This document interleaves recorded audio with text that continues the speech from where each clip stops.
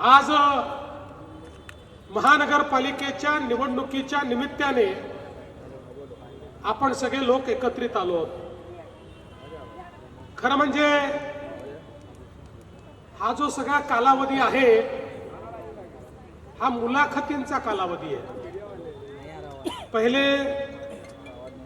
उमेदवारांनी पक्षाच्या तिकिटाकरता मुलाखती दिल्या, आता निवडणुकीच्या निमित्ताने नेत्यांच्या मुलाखती चालल्यात। मी देखील काही मुलाखती दिल्या, छत्रपती संभाजीनगरला दिली, नागपूरला दिली, पुण्यामध्ये दिली। पण मी मुलाखत देत असताना त्या शहराच्या विकासाकरता आपण नेमकं काय करणार आहोत, काय केलंय आणि आपला ब्लूप्रिंट काय आहे, आपला पुढचा आराखडा काय आहे, या संदर्भात जाहीरपणे जनतेमध्ये बसून प्रगट मुलाखत दिली। पण नुकतीच आपल्या सगळ्यांच्या पाण्यात आली असेल, काही लोकांनी घरात बसून मुलाखती दिल्या आणि घरात बसून दिलेली मुलाखत ही देखील कोणाला दिली? घरच्यांनाच दिली। घरच्यांना दिलेली मुलाखत ही आपल्यापैकी अनेक लोकांनी बघितली असेल आणि काही लोकांनी ती मुलाखत सुरू झाल्यानंतर टीव्ही पण बंद केला असेल। पण तुम्ही बघा, या मुलाखतीमध्ये अनेक गमती जमती झाल्या। आपल्याला लक्षात असेल, मी कांदिवलीच्या सभेत म्हणालो होतो, शिवसेना मनसेची म्हणजेच उद्धव ठाकरेजी आणि राज ठाकरेजी यांची युती म्हणजे कन्फ्युजन आणि करप्शनची युती आहे। मी त्यावेळी हे सांगितलं नव्हतं कोण कन्फ्युजन कोण करप्ट आहे, हे मी सांगितलं नव्हतं, मी टोपी फेकली होती। पण या घरच्या घरी घेतलेल्या मुलाखतीमध्ये संपादकांनी परफेक्ट ओळखलं आणि संपादकांनी संजय राऊतांनी राज ठाकरेंना विचारलं, म्हणाले तुम्हाला फडणवीसांनी कन्फ्यूज म्हटलं आणि उद्धव ठाकरेंना विचारलं तुम्हाला करप्ट म्हटलं। आता बघा, मी तर कोणाला काही म्हटलं नव्हतं, मी तर केवळ टोपी फेकली होती। पण संपादकांनी बरोबर ज्याच्या डोक्यात ती टोपी लावायची आहे त्याच्या डोक्यामध्ये ती टोपी त्या ठिकाणी लावली आणि नेमका प्रश्न हा त्या ठिकाणी विचारला। पण काही हरकत नाही, याच मुलाखतीमध्ये ते दोघेही असं म्हणाले की भाजपचे लोक, हे मुख्यमंत्री यांचे नेते, यांचा कोणाचाही जन्म मुंबईमध्ये झालेला नाही आणि म्हणून मुंबईबद्दल यांना काही माहिती नाही। मुंबईच्या काय समस्या आहेत यांना माहिती नाही, मुंबईचा काय विकास केला पाहिजे हे यांना माहिती नाही, हे बाहेरून आलेले आहेत। आता मला सांगा, हिंदू हृदय सम्राट शिवसेना प्रमुख बाळासाहेब ठाकरे यांच्यापेक्षा जास्त मुंबई कोणाला माहिती होती का? त्यांना सर्वात चांगली मुंबई माहिती होती, मुंबईकरांची नाडी माहिती होती, मुंबईची संकल्पना, मुंबईचा विकास माहिती होता। त्यांचा जन्म तर पुण्यात झाला होता, ते काही मुंबईमध्ये जन्मलेले नव्हते। आणि त्याच वेळी जे म्हणतात आम्ही मुंबईत जन्मलो म्हणून मुंबईकरांच्या समस्या आम्हाला माहिती आहे, ते जन्मून जवान झाले, आता म्हातारे होऊ लागले, तरी मुंबईची एकही समस्या आजपर्यंत त्यांनी सोडवली नाही। मुंबईबद्दल एकही काम ते दाखवू शकत नाही की या मुंबईकरांकरता त्यांनी काय केलं, या मुंबईतल्या मराठी माणसाकरता काय केलं, या मुंबईतल्या सामान्य माणसाच्या जीवनामध्ये परिवर्तन आणण्याकरता त्यांनी काय केलं। जर तुम्ही काहीच दाखवू शकत नाही तर केवळ मुंबईमध्ये तुम्ही जन्माला आले म्हणून तुम्हाला फूल आणि हार घालायचे का? आणि म्हणून बंधू भगिनींनो, आज खऱ्या अर्थानं आपण जर बघितलं तर या मुंबईमध्ये गेल्या 10 वर्षामध्ये जे परिवर्तन, जो बदल आपल्या सरकारने करून दाखवला, यांच्याजवळ दाखवायला काहीच नाही. आणि म्हणून मी प्रत्येक सभेत सांगतो की उद्धव ठाकरेजींच्या सभेमध्ये त्यांनी विकासावर एक वाक्य बोलून दाखवावं, एक त्यांनी केलेलं विकासाचं सामान्य माणसाचं काम सांगावं. आणि मी 2000 रुपये द्यायला तयार आहे. पहिले 1000च देत होतो, पण त्याला रिस्पॉन्स आला नाही, म्हणून मागच्या सभेत मी 2000 केले आहेत. तुम्ही म्हणत असाल तर आज मी 3000 करतो, की मी 3000 रुपये द्यायला तयार आहे. त्यांनी विकासावर एक भाषण या ठिकाणी करून दाखवावं. आज ते मराठी माणसाबद्दल बोलतात, मुंबईकरांबद्दल बोलतात. मला सांगा, सामान्य मुंबईकर हा मुंबईतनं हद्दपार का झाला? या मुंबईमध्ये गरीबाला घर का नाही मिळालं? या मुंबईतल्या मराठी माणसाला, या मुंबईतल्या गरीबाला वसई विरारच्या पलीकडे का जावं लागलं? 25 वर्ष महानगरपालिका तुमच्याकडे होती. त्या महानगरपालिकेच्या माध्यमातून या सामान्य माणसाला घर मिळालं पाहिजे, याकरता तुम्ही नेमकं काय केलं? हा सवाल ज्यावेळेस मी विचारतो ते उत्तर देऊ शकत नाही. पण त्याच वेळी मुंबईतल्या मराठी माणसाकरता BDD चाळीचं रिडेव्हलपमेंट करून 100 फुटातल्या माणसाला 500 फुटाचं घर हे आम्ही या ठिकाणी दिलं. या गोरेगावच्या पत्रा चाळीमध्ये राहणारा तो माणूस ज्याने शिवसेनेवर, बाळासाहेब ठाकरेंवर प्रचंड प्रेम केलं, त्या पत्रा चाळीतल्या आमच्या माणसाला यांच्याच बिल्डरांनी बेघर केलं. 20 वर्ष बाहेर काढून टाकलं. झोपडीमध्ये राहायची वेळ आली, पण घर मिळालं नाही. त्या सगळ्या बिल्डरांना जेरबंद करून त्यांनाही त्यांच्या हक्काचं घर त्याच ठिकाणी भारतीय जनता पार्टीच्या आपल्या सरकारने त्या ठिकाणी दिलं. आज सामान्य माणसाच्या घराचा प्रश्न, रिडेव्हलपमेंटचा प्रश्न, सेल्फ रिडेव्हलपमेंटचा प्रश्न आणि त्यासोबत SRAचा प्रश्न देखील आपण सोडवतो. SRAच्या इतक्या योजना रखडल्या.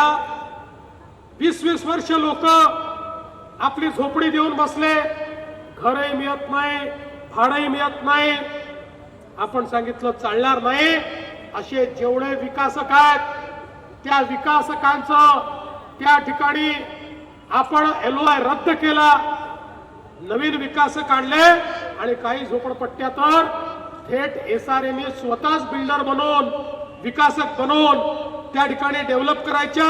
काही MMRDAने डेव्हलप करायच्या, काही महानगरपालिकेने डेव्हलप करायच्या. अशा प्रकारचा निर्णय घेऊन आणि ऍडव्हान्स मध्ये अनेक लोकांची भाडी भरून त्या झोपडपट्टी धारकांना घर मिळालं पाहिजे या दृष्टीने आपण काम चालू केलं. आणि आता तर मुरजीभाईंनी माझ्याकडे याही भागातल्या काही SRAचे विषय आणले आहेत.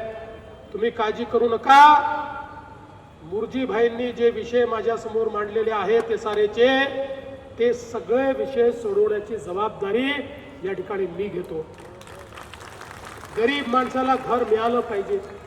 आज या मुंबईला स्लम फ्री करण्याचा आमचा मानस आहे. आणि स्लम फ्रीचा अर्थ लोकांना स्लम मधनं बाहेर काढणं नाही आहे.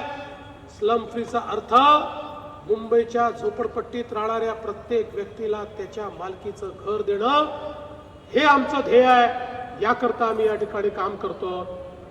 आज मुंबईकरांकरता आपल्या सरकारने या ठिकाणी मुंबईकरांचं जीवन सुकर झालं पाहिजे म्हणून मुंबईमध्ये मेट्रो आणली. तुम्ही बघा, पूर्वीच्या सरकारच्या काळामध्ये 11 वर्षात 11 किलोमीटरची मेट्रो त्यांनी केली. आणि आपण जर बघितलं तर आपल्या सरकारच्या काळामध्ये या ठिकाणी 5 वर्षामध्ये 475 किलोमीटर मेट्रोचं नेटवर्क हे आपण त्या ठिकाणी बांधायला घेतलं आणि त्यातलं मोठ्या प्रमाणात नेटवर्क आपण पूर्ण केलं. आपल्याला माहिती आहे, मेट्रो 2A दहिसर पूर्व ते DN नगर, अंधेरी पश्चिम 18 किलोमीटरची पूर्ण कार्यान्वित केली. मेट्रो 3 अंधेरी MIDC या भागामध्ये त्याचं स्टेशन आहे. ही मेट्रो 3 कुलाब्यापासनं तर सिप्स पर्यंत देशातली नाही एशियातली सगळ्यात मोठी सिंगल अंडरग्राऊंड लाईन आहे, जी आपण मात्र 5 वर्षामध्ये या ठिकाणी पूर्ण केली. मेट्रो 6, लोखंडवाला विक्रोळी, अंधेरी पश्चिम आणि पूर्वेला जोडणारा कॉरिडॉर 78% काम आपण पूर्ण केलाय. आणि त्यासोबत मेट्रो 7 अंधेरी पूर्व पासून दहिसर पूर्व पर्यंत 6208 कोटी रुपयाची त्यालाही मान्यता देऊन त्याचंही काम आपण या ठिकाणी सुरू केलेलं आहे. आणि यासोबत मेट्रो 9 आणि मेट्रो 7 आहे, दहिसर ते मीरा भाईंदर आणि अंधेरी ते छत्रपती शिवाजी महाराज टर्मिनस. मेट्रो 9चं काम 88% आणि 7चं कामही जवळपास 50% पूर्ण केलाय. 6607 कोटी रुपयाची मेट्रो आहे. म्हणजे आपण जर विचार केला तर हा सगळा अंधेरीपासून वर्सोव्यापर्यंतचा जो सगळा भाग आहे, या सगळ्या भागाला सर्वात जास्त मेट्रोचा फायदा या ठिकाणी झाला आहे आणि पुढेही तो होणार आहे. आणि या मेट्रोमुळे आज मोठ्या प्रमाणात ट्रॅफिकचं कंजेशन हे आपण त्या ठिकाणी कमी केलं. आणि हे करत असताना केवळ मेट्रो आपण करतोय असं नाही, तर आपल्या मुंबईची जी लाईफलाईन आहे, आपली जी सबर्बन रेल्वे आहे, लोकल ट्रेन आहे, मोदीजींच्या नेतृत्वात लोकल रेल्वेचे स्टेशन मधले प्लॅटफॉर्म आपण मोठे केले, एस्केलेटर्स लावले, ॲम्युनिटीज तयार केल्या, कंजेशन कमी होण्याकरता रेल्वेचे डब्बे वाढवले. आता अजून 3 डब्बे वाढवण्याचा प्रयत्न करतोय. नवीन सिग्नलिंग सिस्टीम आपण त्या ठिकाणी लावली. आणि एक गोष्ट अजून आपण करतोय, काही लोक मला भेटले, म्हणाले भाऊ हा अन्याय आहे. म्हटलं काय अन्याय? म्हणाले आता नवीन नवीन मेट्रो आली, मेट्रो मधनं जाणाऱ्यांना एअर कंडिशन डबे, मेट्रो मधून जाणाऱ्यांना स्वच्छता, तिथे बंद होणारे दरवाजे, आणि आम्ही मात्र लोकल मध्ये लटकून जायचं, उन्हामध्ये घामामध्ये जायचं, धक्के खात जायचं. मी म्हटलं काळजी करू नका. मोदीजींच्या नेतृत्वात केंद्रीय रेल्वे मंत्र्यांची आम्ही चर्चा केली आणि चर्चा करून निर्णय घेतला. 50% केंद्र सरकार, 50% राज्य सरकार मिळून आता आपल्या लोकल ट्रेनला, सबर्बन रेल्वेलाही दरवाजा बंद होणारे एसी डब्बे आम्ही लावणार आहोत. मेट्रो सारखे डब्बे हे त्याला येणार आहेत. पण टाळ्या याकरता वाजवू नका, टाळ्या पुढच्या करता वाजवा. हे जरी आम्ही लोकल ट्रेन एसी केली तरी सेकंड क्लासच्या तिकिटामध्ये 1 रुपयाची देखील वाढ आम्ही करणार नाही. ती वाढ न करता मुंबईकरांना आम्ही लोकल ट्रेन, एसी ट्रेन पुढच्या काळामध्ये देणार आहोत. आपल्याला माहिती आहे हा वेस्टर्न एक्सप्रेस वे एक प्रकारे आपली लाईफलाईन आहे. मुंबईचा 60% ट्रॅफिक हा वेस्टर्न एक्सप्रेस वेवर चालतो. आणि म्हणून वेस्टर्न एक्सप्रेस वे डिकंजेस्ट करण्याकरता एक पॅरलल कोस्टल रोड आपण आता तयार केलेला आहे. आपल्याला माहिती आहे कोस्टल रोड वरईपर्यंत आला, वरईपासून बांद्र्यापर्यंत सीलिंग झाली, बांद्र्यापासून वर्सोव्यापर्यंत आता सीलिंगचं काम 50%च्या वर पूर्ण झालंय. ते 2 वर्षात आम्ही पूर्ण करू. आणि आता त्याच्या पलीकडे वर्सोव्यापासून दहिसर पर्यंतची सीलिंग याचंही काम आम्ही सुरू केलेलं आहे. आणि वर्सोव्यापासून भाईंदर पर्यंतची सीलिंग याचंही काम आम्ही सुरू केलेलं आहे. म्हणजे वेस्टर्न एक्सप्रेसवेला पॅरलल अशा प्रकारचा पूर्ण कोस्टल रोड जाणार आहे. वेस्टर्न एक्सप्रेसवेवरचं अर्ध्यापेक्षा जास्त ट्रॅफिक हा त्यामुळे डायव्हर्ट होईल आणि याच्यावरचं जे कंजेशन आहे ते कंजेशन या ठिकाणी दूर होईल. गोरेगाव मुलुंड लिंक रोड असेल, या ठिकाणी ईस्ट वेस्ट कनेक्टिव्हिटी करता आपण गोरेगाव मुलुंड हा एक भुयारी मार्ग त्या ठिकाणी चालू करतो की ज्यातनं अतिशय वेगानं आपल्याला या टनेलमधनं प्रवास करता येईल आणि ईस्टर्न आणि वेस्टर्न एक्सप्रेसवेला जोडण्याचं काम या माध्यमातून होईल. सांताक्रूज चेंबूर लिंक रोड आहे ज्याचं काम आपण या ठिकाणी करतो. आणि यासोबत आपल्याला माहिती आहे JVLR अंधेरी सायन परिसरातील जी वाहतूक कोंडी आहे ती दूर करण्याचं काम या माध्यमातून आपण करतो. आणि म्हणून आपण जर बघितलं तर या ठिकाणी आपल्या सरकारच्या माध्यमातून इतक्या मोठ्या प्रमाणात ही सगळी कामं करतो की पुढच्या काळामध्ये मुंबईकरांना त्यांच्या जीवनामध्ये रस्त्यावर जो काही वेळ द्यावा लागतो तो द्यावा लागणार नाही. मुंबईकर कमीत कमी वेळेमध्ये आपल्या घरी पोहोचतील. बघा, आम्ही मागच्या निवडणुकीत सांगितलं होतं आम्ही मेट्रो करतो, आम्ही मोनो करतो, आम्ही सबर्बन रेल्वे, आमची बेस्टची बस आहे, या सगळ्यांना एका सिंगल तिकिटावर आणू. लोकांना त्यावेळी खोटं वाटायचं. ज्यावेळेस मी सांगायचो एक तिकीट काढलं की ते तिकीट सगळीकडे चालेल. आज आपण सिंगल तिकिटाचा ऍप तयार केला, सिंगल तिकिटिंग पद्धतीवर आणलं. आता एक सिंगल ऍपवर आपण तिकीट काढलं की त्याच्यावर आपण मेट्रोतही प्रवास करू शकतो, मोनोतही करू शकतो, आपल्या लोकल ट्रेनमध्येही करू शकतो आणि बेस्टच्या बसमध्येही करू शकतो. आणि पुढच्या काळामध्ये जेव्हा वॉटर ट्रान्सपोर्ट आणि वॉटर टॅक्सी आम्ही सुरू करणार आहोत तेव्हा त्याच तिकिटावर वॉटर टॅक्सीने देखील आपण प्रवास करू शकाल. अशा पद्धतीनं या ठिकाणी आम्ही काम केलेलं आहे. आणि म्हणून मी तुम्हाला एवढंच सांगण्याकरता आलोय, बंधू भगिनींनो, या मुंबईचे जे प्रश्न आहेत ते समजून आपण मुंबईत काम चालू केलं आहे.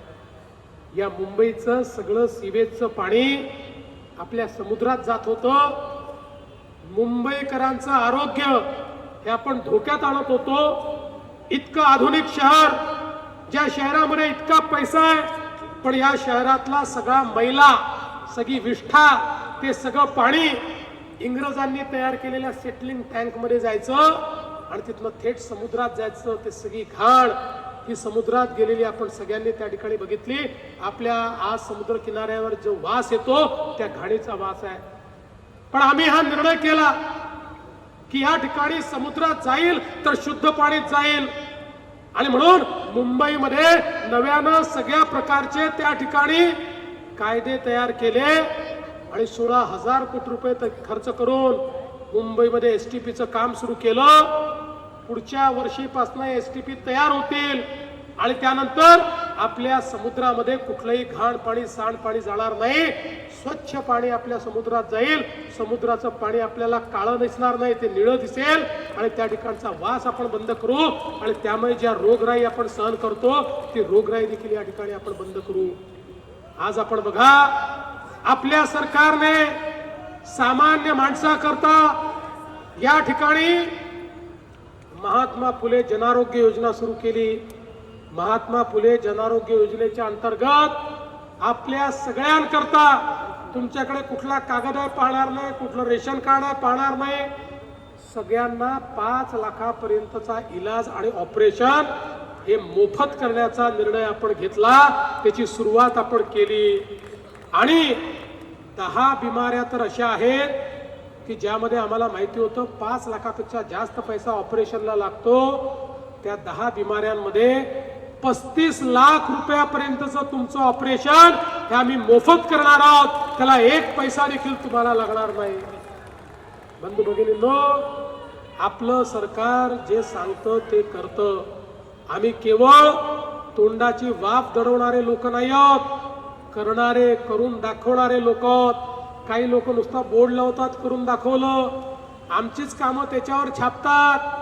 मी त्यांना सांगितलं, अरे शेजारच्याचा पोरगा आपल्या मांडीवर बसवला म्हणजे आपला मुलगा होत नाही, तो शेजारच्याचाच मुलगा राहतो. आमची मुलं तुम्ही किती मांडीवर घेतली तरी तुमची मुलं ती होणार नाही. मुंबईकरांना माहिती आहे या मुंबईमध्ये परिवर्तन कोणी घडवलेलं आहे. बघा, ज्यावेळी आम्हाला प्रचंड मोठं बहुमत मिळालं त्यावेळी लोक म्हणाले, आता यांना एवढं बहुमत मिळालं, यांना कोणाचीच आवश्यकता नाही. आता हे भाजपवाले, हे महायुतीवाले या ठिकाणी लाडकी बहीण योजना बंद करणार. 1 वर्ष झालं लाडकी बहीण योजना सुरूच आहे. आणि माझ्या बहिणींना सांगतो, जोपर्यंत तुमचा देवाभाऊ मुख्यमंत्री आहे लाडकी बहीण योजना कोणी बंद करू शकत नाही. पण आता हे जे आमचे सगळे नगरसेवक निवडून येणार आहेत त्यांना मला सांगायचं आहे, ही जनता तुम्हाला निवडून देणार आहे, माझ्या बहिणी निवडून देणार आहेत. पुढच्या काळामध्ये माझ्या लाडक्या बहिणींना केवळ लाडक्या बहिणी ठेवू नका, त्यांना मला लखपती दीदी बनवायचा आहे. लखपती दीदी मोदी साहेबांनी सांगितलंय 50 लाख लाडक्या बहिणी लखपती दीदी झाल्या आहेत. 4-5 महिन्यात 1 कोटीपर्यंत आपण पोचू. त्यामुळे माझ्या मुंबईतल्याही ज्या लाडक्या बहिणी आहेत त्यांना आता लखपती दीदी आपल्याला बनवायचं आहे. आणि म्हणून मी तुम्हाला एवढीच विनंती करण्याकरता आलो आहे. आमचं काम तुम्ही बघितलेलं आहे, आमची तळमळ तुम्ही बघितलेली आहे आणि त्यांचा भ्रष्टाचारही तुम्ही बघितलेला आहे. ज्यांनी कोविडमध्ये प्रेताच्या टाळूवरचं लोणी खाल्लं, ज्यांनी रस्ते खाल्ले, ज्यांनी मिठीचा गाळ खाल्ला, ज्यांनी संडासातही भ्रष्टाचार केला, अशा प्रकारच्या लोकांचा अनाचार, दुराचार, अत्याचार आणि भ्रष्टाचार तुम्ही बघितलेला आहे. आणि म्हणून येत्या 15 तारखेला मतदान केंद्रावर गेल्यानंतर फार विचार करू नका. जिथे कमळ दिसेल तिथे कमळ दाबा, जिथे धनुष्यबाण दिसेल तिथे धनुष्यबाण दाबा आणि परत या. 15 तारखेला कमळाची आणि धनुष्यबाणाची काळजी तुम्ही घ्या. 16 तारखेपासून 5 वर्ष तुमची काळजी आमच्यावर सोडून द्या, एवढीच विनंती करतो आणि माझं बोलणं संपवतो. धन्यवाद. जय हिंद, जय महाराष्ट्र.